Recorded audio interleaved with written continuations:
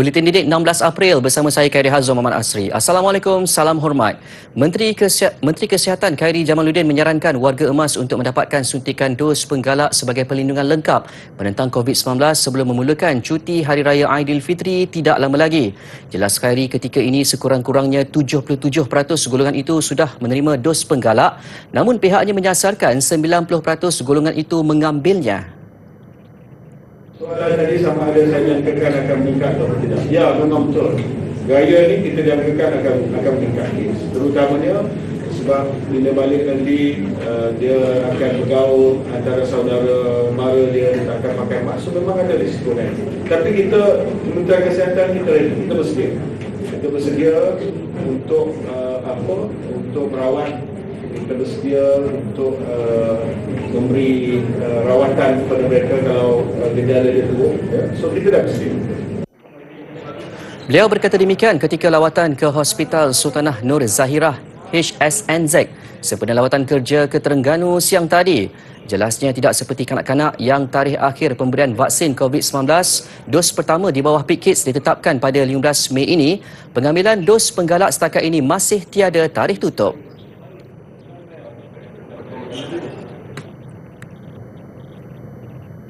Dalam pada itu, kerajaan menunaikan janji membenarkan rakyat pulang ke kampung untuk menyambut 1 Syawal selepas 2 tahun sekatan dilaksanakan berikutan penularan COVID-19. Untuk memberi keutamaan orang ramai balik kampung juga, tradisi rumah terbuka Perdana Menteri di Seri Perdana Putrajaya yang lazimnya diadakan 1 Syawal dijadualkan pada 8 Mei. Umat Islam di negara ini dijangka menyambut 1 Syawal pada 3 Mei. Menurut Perdana Menteri Datuk Seri Ismail Sabri Yaakob, perubahan tradisi rumah terbuka itu dilakukan kerana beliau mahu orang ramai balik kampung meraihkan 1 Syawal bersama keluarga masing-masing. Jadi boleh balik, bebas. Jadi kalau ada orang kata betul ke tak betul boleh balik kampung. Dan saya pun merancang untuk sambutan Hari Raya Open House untuk Perdana Menteri di Seri Perdana. Saya tak buat hari pertama. Biasanya hari pertama raya open house rumah Perdana Menteri. Tahun ini tidak, sebab saya nak beri peluang semua orang balik kampung dulu. Rumah terbuka Perdana Menteri peringkat Parlimen Bera pula dijadualkan pada 7 Mei dan akan berlangsung di dataran Kerayong. Walaupun pelbagai kelonggaran diberi, Perdana Menteri menasihati orang ramai agar terus mengutamakan kawalan kendiri ketika musim perayaan. Ia termasuk memakai pelitup muka dan mengamalkan penjarakan fizikal sebagai langkah keselamatan semua pihak. Datuk Seri Ismail ditemui media selepas menyampaikan sumbangan Aidilfitri kepada golongan memerlukan di Masjid Al-Mutakin, Kampung Mengkarak, Bera siang tadi. Selepas hampir 24 jam dilaporkan hilang di kawasan hutang kampung Malawa di Jalan Sepanggar, Kota Kinabalu, kanak-kanak lelaki autisme berusia 5 tahun akhirnya ditemui selamat pada jam 1.30 tengah hari tadi. Jaden Gabriel Peter ditemui sekumpulan sukarelawan yang membantu usaha pencarian di Bukit Janggut, Sepanggar. Kanak-kanak itu dilaporkan ditemui pasangan suami isteri bersama rakan mereka. Kumpulan itu menyertai pencarian secara sukarela pagi tadi selepas mengetahui kehilangan kanak-kanak autisme berkenaan. Menurut saksi terbabit, mangsa ditemui kira-kira 20 meter dari kawasan puncak Bukit Janggut. Sebaik diselamatkan, Jaden diberi rawatan awal oleh pasukan bomba sebelum dihantar ke hospital. Mangsa dilaporkan hilang di hutan berkenaan kira-kira jam 3 petang semalam dalam keadaan tidak berbaju dan seluar.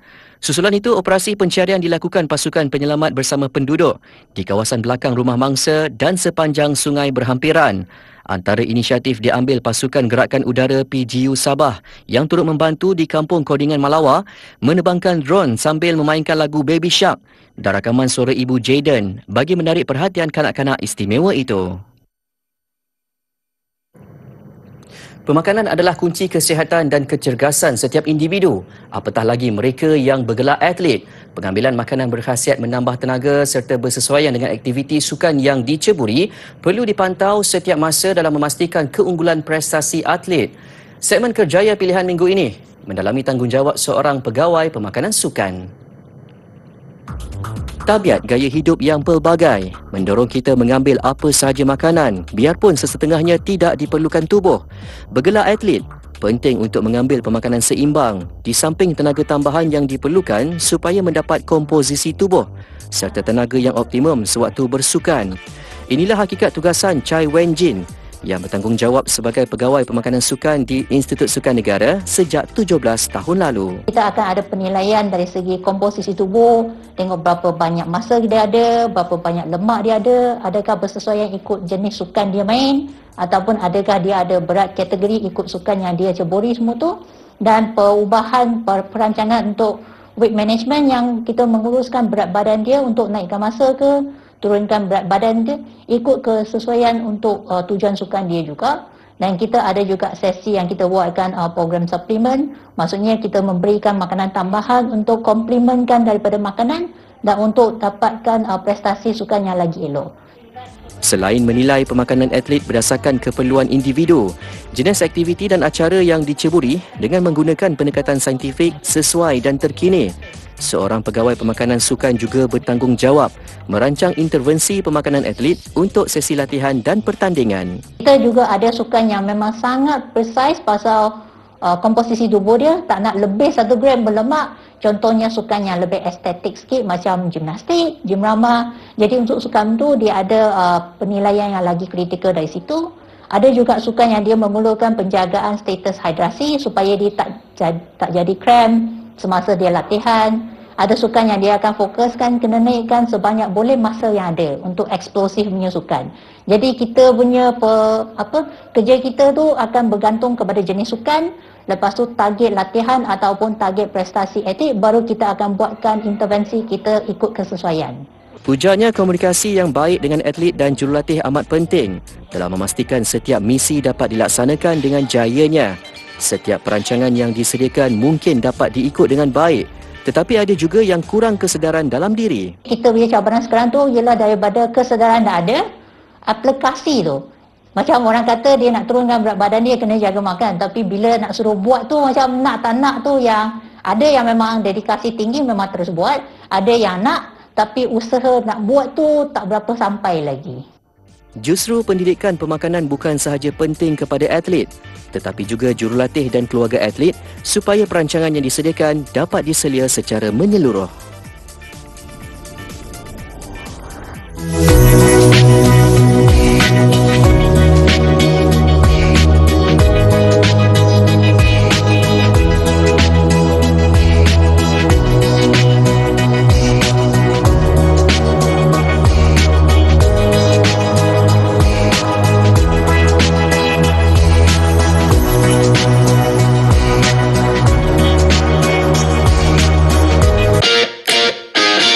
Terus bersama kami di Didik TV KPM dan ini adalah kemahiran sukan. Saya gunakan perkataan anyunan. Kita ada kemahiran menangkap bola aras dada. Backhand. Yeah. Okey. Mata tengok bola dan tangkap. Okey, good. Backhand. Dia akan mantap. Okey. Didik TV KPM.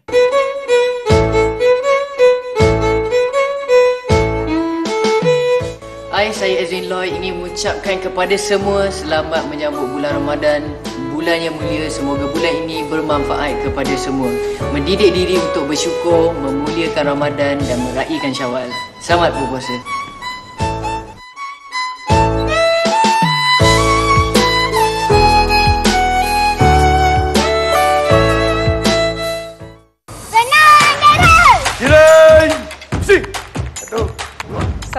Bila kita nak mulakan kadet remaja sekolah ini. Baik, jadi boleh kita teruskan dengan cara untuk mendirikan kemah? Boleh cikgu, mari kita. Hormat kadaban! Hormat! Cek! 1, 2, 2. Hormat! 2. Potong! 2. 1, 2. 2. Ulur! 2. Tutup! 2. Tarik! 2. 1, 2.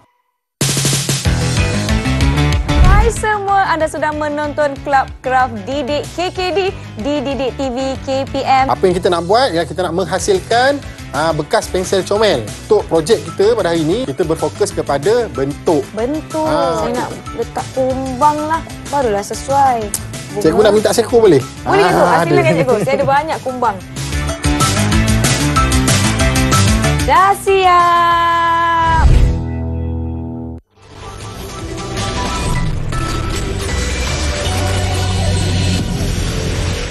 Kembali di Buletin Didik. Rukun Islam yang ketiga iaitu berpuasa di bulan Ramadan bukan sahaja dipraktikkan oleh orang Islam. Ia turut menarik minat warga asing yang juga berbeza agama untuk mengamalkan ibadah ini. Sekaligus mencuba sendiri pengalaman itu ketika berada di negara ini. Wartawan Miza Syafiza Muhammad Fuad berkesempatan berkongsi pengalaman dengan seorang warga Korea yang turut menjalani ibadah puasa. Ikuti laporannya. Pendedahan kepada budaya dari Korea Selatan sememangnya tidak asing lagi di negara. Ia dapat dilihat melalui penggunaan bahasa Korea mahupun pemilihan makanan tradisional mereka seperti kimchi. Namun kali ini berbeza ataupun sebaliknya apabila orang Korea sendiri membuat keputusan untuk sama-sama ingin berpuasa di bulan Ramadan. Bersama saya, Tara Choi. 만나주셔서 반가워요. 네, puasa를 했었잖아요. 경감은 어떠세요? 제가 이번에 처음으로 5일간 puasa를 해봤는데요. 생각했던 것보다 훨씬 어려웠고 아침 5시에 일어나서 식욕이 없는 상태에서 제가 사후를 먹어야 된다는 것도 사실 어려웠고 그리고 회사 출퇴근을 MRT로 하는데 많이 걸어야 돼서 땀을 많이 흘리거든요. 근데 물을 못 마시니까 물이 너무 소중하게 느껴지더라고요. 저는 5일밖에 안 했지만 다른 무슬림 분들은 이걸 30일 동안 그것도 매년 하시잖아요. 그래서 정말 제가 진심으로 존경하는 마음을 가지게 되었습니다. Hampir 3 tahun bekerja dan menetap di Malaysia, Tara yang merupakan anak tunggal berasa sangat gembira sepanjang menjalani kehidupan di sini sehinggakan memasang niat untuk tinggal secara tetap. Antara perkara yang membuatkan Tara jatuh hati dengan bumi bertuah ini ialah makanan dan sikap masyarakat Malaysia yang sangat mengalu-alukan kedatangannya. Selain itu, keseimbangan antara kerja dan kehidupan harian di Malaysia lebih bertepatan dengan cita rasanya. Mengetahui erti sebenar berpuasa melalui pengalamannya, rasa hormat Tara kepada orang yang beragama Islam kini lebih tinggi. Walaupun pengalaman berpuasa ini sukar baginya, dia memasang niat ingin mencuba berpuasa penuh pada tahun depan. 30일 동안 puasa 하신 모든 분들 정말 고생 많으셨고 하리라야 즐겁게 보내시기 바랍니다. 저도 하리라야랑 오픈하우스 많이 기대하고 있고요. Terima kasih. Selamat Hari Raya. 오, 진짜 보유분들이 진짜 좋아하겠네요. 지금까지 미자였습니다. 고생 많았습니다.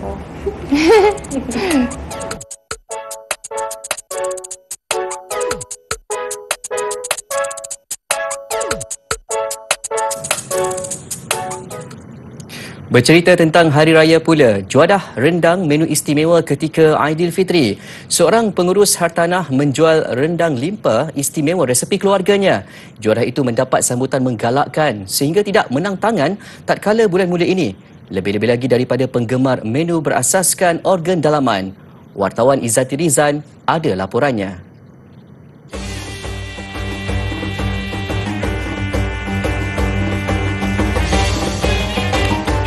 Setiap kali bulan Ramadan, inilah rutin Juliana Muhammad Amir, 44 tahun selepas pulang bekerja, iaitu menyiapkan tempahan yang diterima pelanggan.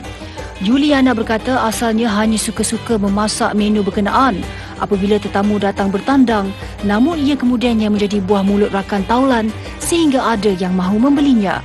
Mengetengahkan resipi asal ibunya, kelainan rasa rendang limpa yang turut dicampur daging menerbitkan rasa yang enak dan berlemak. Malah rasanya lebih sedap berbanding rendang ayam mahupun daging. Sebenarnya tak terfikir pun nak jual. Tapi sebab bila orang rasa tu, dia kata, sedap Kak Yun, boleh jual ni. Cakap mula-mula tak kisahlah, buat je lah kan. Tak adalah terfikir nak jual. Tapi dah ramai sangat yang kata, sedap lah. Lain dari yang lain lah. Kan mungkin orang Jawa kot yang suka makan organ dalaman ke apa semua tu kan. Jadinya kita teruskan je lah. Memang mak setiap tahun buat. Mengusahakan projek ini bersama adiknya Nur Husna Muhammad Amir, hasil air tangannya ini terjual sehingga ratusan kilogram setiap kali Ramadan dan musim perayaan. Rendang limpa ni specialnya, dia punya rasa tu ada kick sikit. Dia tak macam rendang daging. Dia rasa dia sedap, lembut. Dia ada lemak sangat dia punya rasa tu. Selain daripada lemak santan tu, limpa tu sendiri memang ada keluarkan rasa lain daripada yang lain. Turut melakukan khidmat COD, rendang limpanya juga mendapat tempahan dari Negeri Sembilan, Pahang dan Lembah Kelang. Yuliana turut menjual aneka rendang yang lain seperti rendang daging, kambing dan ayam. Malah ianya turut disertakan pulut kuning dan nasi impit. Memang tiap tahun beli setiap kali raya haji ataupun raya puasa. Sebab rasa dia pun lain daripada rendang yang selalu makan kat kedai ke apa. Rasa dia lain lah, sedap lah. Tidak kedekut bahan serta mengambil masa 4 jam untuk dimasak, rendang istimewa ini sememangnya ditunggu-tunggu buat penggemar rendang organ dalaman seperti limpa. Malah ia juga memberi pendapatan sampingan buat Puan Juliana dan keluarganya ketika bulan Ramadan dan Hari Raya. Zaki Rizan melaporkan.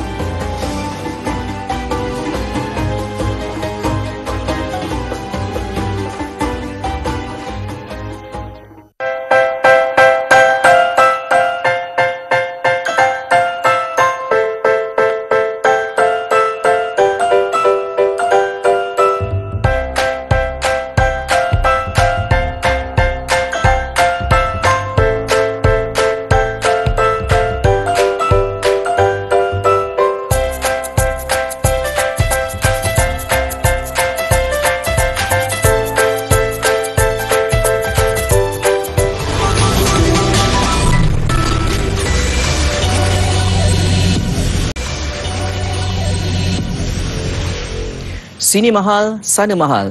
Ramai merungut harga makanan naik mendadak. Peniaga pula dengan alasan kenaikan harga bahan mentah menyebabkan mereka tiada pilihan. Berbeza dengan seorang peniaga kuih tradisional di Kempas, Johor yang mengambil keputusan tidak menaikkan harga namun masih mampu meraih perhatian pelanggannya. Siti Nurhidayah Husin, 37 tahun, mula mengusahakan pelbagai kuih tradisional sejak 7 tahun lalu. Antara kuih yang paling popular, kuih bangkit santan, bangkit gula Melaka dan bangkit santan bijan. Tidak hairanlah premis di Kampung Maju Jaya ini sering jadi tumpuan. Siti mengakui kenaikan harga bahan mentah sejak akhir-akhir ini menjejaskan perniagaannya. Namun dia mempunyai kaedah tersendiri bagi menyerap kenaikan itu sekaligus membolehkan semua produknya dijual pada harga lama.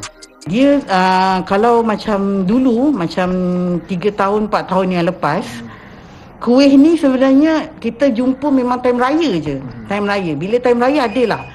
Jadi lepas hari raya, musim perayaan tu, biasa saya tak buat kuih dah. Jadi dekat situ memang boleh cover masa PKP tu. Dia macam kan duduk rumah kan. Jadi diorang macam banyak beli kuih untuk bawa makan-makan kat dalam rumah. Pembukaan pintu sempadan Johor Singapura 1 April lalu juga melegakan Siti Nurhidayah kerana sebahagian besar pelanggannya adalah dari seberang tambak. Saya selalu datang sini untuk beli kuih raya sebelum Syawal. Selalunya di sini bangkit dia memang sedap lah. Jadi saya selalu ulang-alik datang sini. Jadi kali ni saya nampak ada yang baru, keluaran baru. Mungkin nak try bangkit velvet cheese ni. Dan juga seperti Oreo. So this is the first time lah saya nak try yang baru. So pada saya harga dia berpatutan. Jadi insyaAllah boleh belilah tahun ni lagi.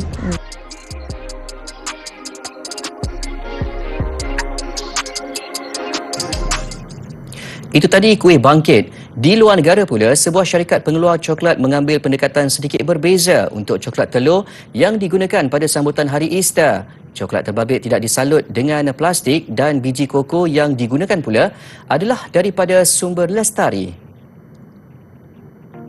Berpangkalan di Falmouth, England, Cokolade asalnya adalah projek suka-suka buat pengasasnya Mike Longman yang pernah bekerja sebagai chef pastry. We make chocolate. It's a pretty simple job when you write it down on paper. We make chocolate, but to add infinite complexity, we make chocolate the best we can without any compromise. Pendekatan tanpa kompromi itu bermaksud komitmen berterusan terhadap pengamalan dan etika sumber mampan, termasuk tidak menggunakan plastik dan minyak sawit, menyokong projek-projek alam sekitar dan memastikan bahan didapati terus dari peladang yang beretika. We create an uncompromising Easter egg in every way that we can. It still tells a story of incredible projects, incredible farms, but it's in an almost impossible shape of this balloon of an object packaged completely plastic free, which really does give you something to celebrate Easter with. Sudah tentulah ia bukan perkara mudah kerana proses menghasilkan coklat lebih teliti dan rumit sekaligus menyebabkan harganya lebih mahal. Namun hasilnya produk mereka lebih dihargai dan pelanggan mengakui terdapat perbezaan dalam rasa cokolada. I just love their flavors. I love the richness. It's how do I explain it? It's just very pure, and you can definitely tell the difference between the flavors. I mean, sometimes people say, is chocolate really different? But it is. Malah ramai pelanggan sanggup membayar lebih disebabkan kualiti dan etika yang diamalkan syarikat itu.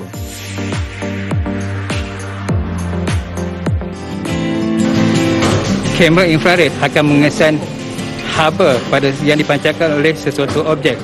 Objek yang panas akan kelihatan lebih terang di bawah spektrum infrared kerana ia memancarkan lebih banyak haba.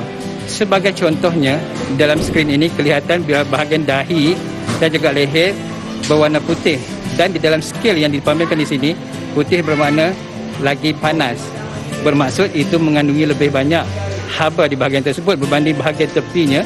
Seperti dalam gambar ini ada gambar karpet berwarna biru. Warna biru menunjukkan ia lebih sejuk berbanding dengan bahagian leher dan juga bahagian dahi tadi.